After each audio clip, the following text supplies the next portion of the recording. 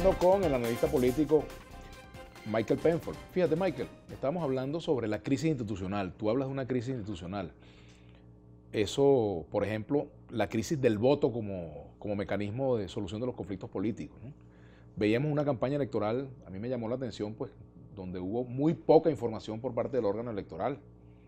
Muy poca información, el ciudadano no sabía ni cómo votar. Incluso hay un porcentaje de ciudadanos que no sabían ni siquiera que había elecciones en el día de ayer, ¿no? Eso, por supuesto, es una decisión política, promover o no una elección que está convocada, promoverla o no promoverla, es una decisión política, ¿verdad? Pero también está el hecho de los problemas institucionales que tenemos en Venezuela. Una Asamblea Nacional paralizada y el resto de los poderes absolutamente alineados con el gobierno. Esa es otra de las características de la crisis que se vive, ¿no? Y por supuesto, eso impacta en las decisiones que se quieren adoptar. Por eso es importante la fecha del 5 de enero, cuando se va a designar la nueva directiva de la Asamblea Nacional, y el 10 de enero, cuando en teoría pues culmina el mandato del presidente Nicolás Maduro y se inicia un nuevo mandato. En teoría no, así es de acuerdo a lo que está establecido, ¿no? Y frente a eso están los pasos que la oposición debe dar, ¿no? Por ejemplo, frente al 5 de enero, la designación de una directiva mediante el cumplimiento del acuerdo que se aprobó desde la primera gestión de presidencia de la Asamblea, luego del 15 de la victoria de diciembre de 2015, ¿no? Mira, el 5 de enero se elige una directiva de una Asamblea Nacional que básicamente es la única institución que es reconocida internacionalmente, pero que nacionalmente, según las sentencias del Tribunal Supremo de Justicia, no tiene ninguna validez porque está en desacato. Ese es el tamaño de la crisis institucional que tiene el país.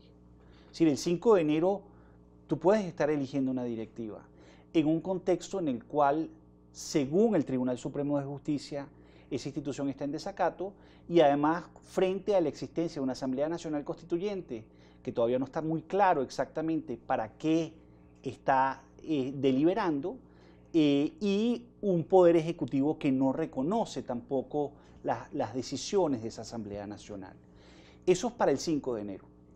Para el 10 de enero tenemos una crisis adicional que se viene en Venezuela, porque esto ha sido una crisis que ha ido creciendo en los últimos años, en particular desde la convocatoria en agosto del 2017 de la Asamblea Nacional Constituyente.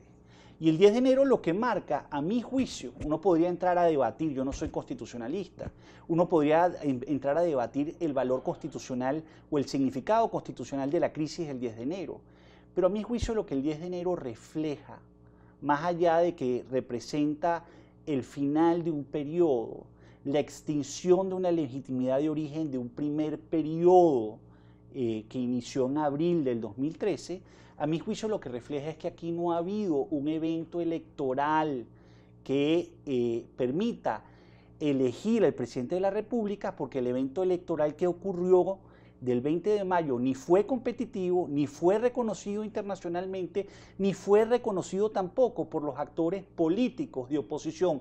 Tanto los que participaron como los que no participaron no terminaron reconociendo ese evento. Entonces, ese es el contexto. Y yo creo que aquí uno no puede ir a interpretar fechas, 5 de enero, 10 de enero, sin perder de vista ese contexto más amplio.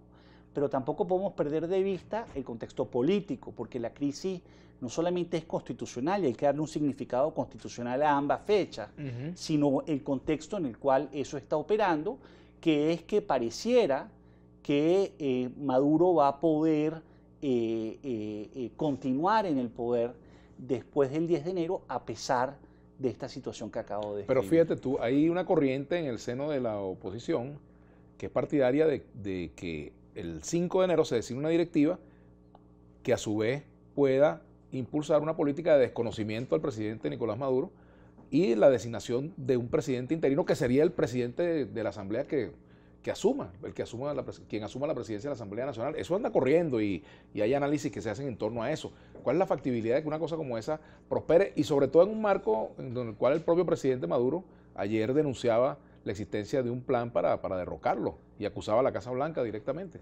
Fíjate, a mí lo que más me preocupa en Venezuela, y quizás yo diría que es de hecho lo que está generando más incertidumbre, es que hemos ido entrando en una situación de naturalización de la anarquía. Porque a partir del 10 de enero, a mi juicio, lo que se está planteando en Venezuela, del lado del gobierno, del lado de algunos factores de oposición, es que todo vale.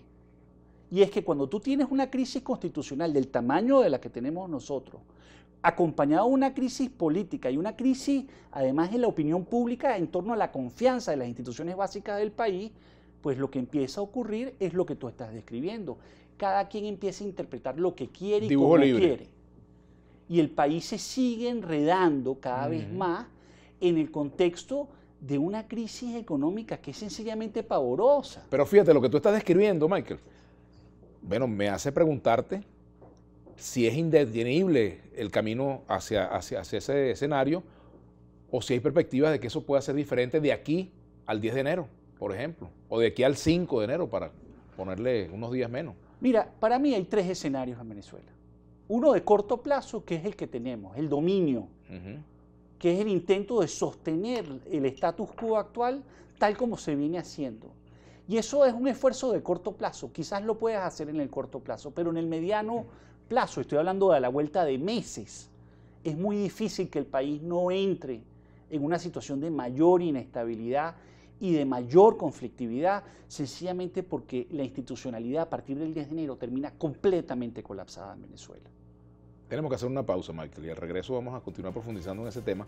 Pero aquí dice GFJ, Gladys Piso Ferrín. Falta análisis más profundo, es muy simplista, es un pueblo que no cree en elecciones con ese CNE, Jesús Eduardo Jaime. Quienes no participan al derecho de elegir democráticamente, pues no tienen derecho a criticar y de paso toman esta abstención como su bandera de que tienen el 85% de adeptos que rechazan al gobierno nacional, pero no votan. Entonces, vamos a la pausa y ya venimos.